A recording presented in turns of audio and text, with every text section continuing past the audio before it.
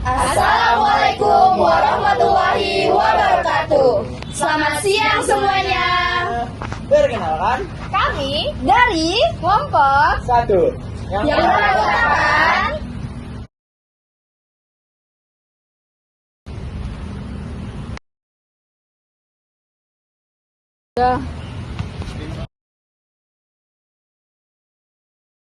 langsung lapor.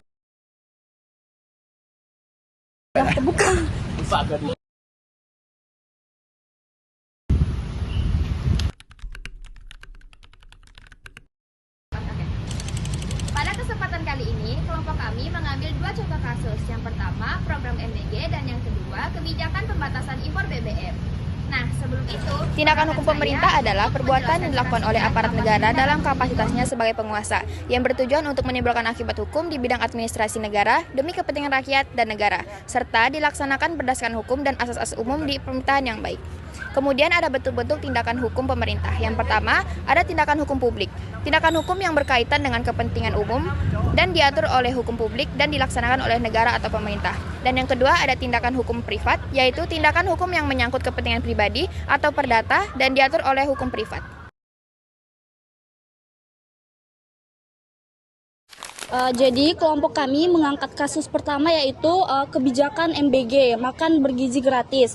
Jadi program makan bergizi gratis ini adalah salah satu program kebijakan pemerintahan Bapak Prabowo dan Gibran yang ditunjukkan bagi anak sekolah, santri, ibu hamil, dan balita.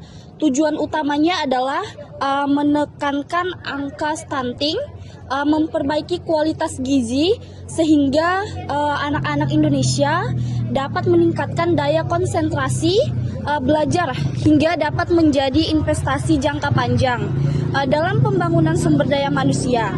Dari sisi pembiayaan, kebijakan makan bergizi gratis ini membutuhkan dana yang sangat banyak.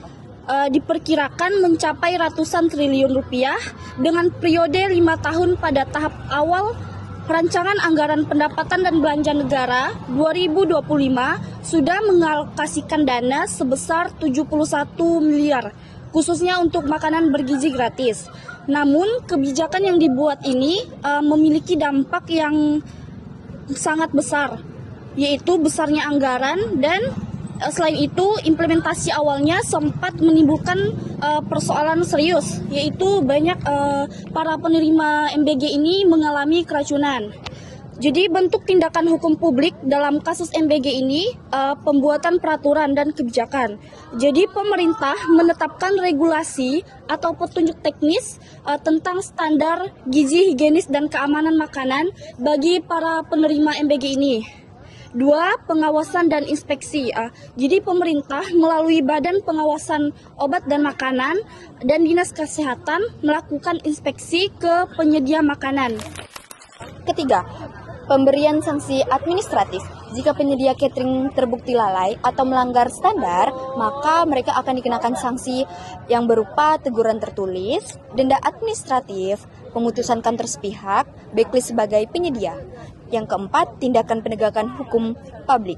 Apabila keracunan MBG disebabkan bahan berbahaya atau pelanggaran serius, pemerintah dapat melaporkan ke aparat penegak hukum.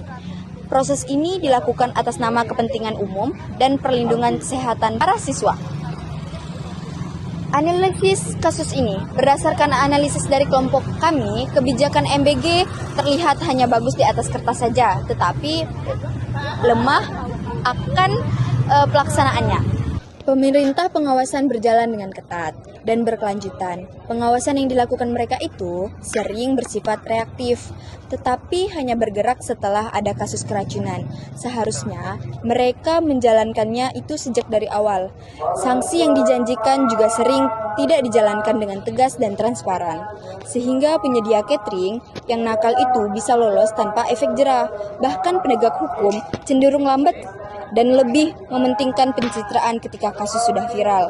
Kondisi ini menunjukkan bahwa kebijakan MBG lebih berfungsi sebagai simbol politik ketimbang perlindungan nyata bagi kesehatan siswa. Contoh kasus 2, pembatasan impor BBM bagi SPBU swasta. Kebijakan membatasi impor bagi SPBU swasta merupakan langkah pemerintah untuk mengatur pasar energi nasional. Melalui kebijakan ini, hanya badan usaha tertentu yang mendapat izin melakukan impor BBM dalam jumlah besar. Sementara SPBU swasta dibatasi tujuannya adalah menjaga stabilitas energi nasional, melindungi cadangan devisa, serta memastikan dominasi Pertamina sebagai BUMN atau yang sekarang disebut Danantara. Energi dalam distribusi BBM, selain itu pemerintah beralasan bahwa pembatasan impor dilakukan untuk menghindari persaingan tidak sehat yang dapat memicu fluktuasi harga di pasar domestik.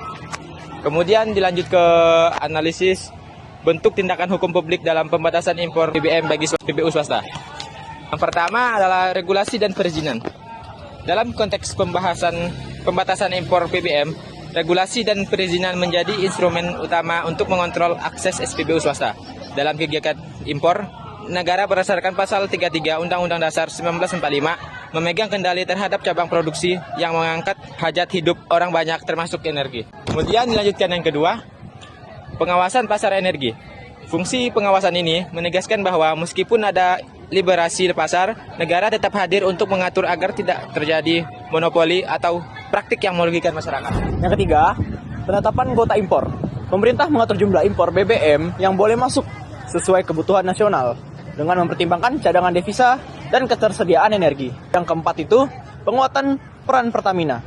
Dengan pembatasan ini, Pertamina tetap menjadi pemain utama dalam distribusi BBM, sehingga pasokan lebih terkontrol dan tidak mudah dipengaruhi dengan persaingan bebas. Yang kelima, yaitu perlindungan ekonomi nasional. Pemerintah menggunakan kebijakan ini untuk menekankan pengeluaran devisa, karena impor BBM besar-besaran bisa membebani cadangan negara, serta menjaga agar harga domestik tidak terpengaruh gejala besar internasional. Analisis kebijakan kasus 2, kebijakan pemerintah yang membatasi impor BBM bagi SPBU swasta memang punya tujuan yang baik, yaitu menjaga stabilitas energi nasional dan memperkuat posisi Pertamina.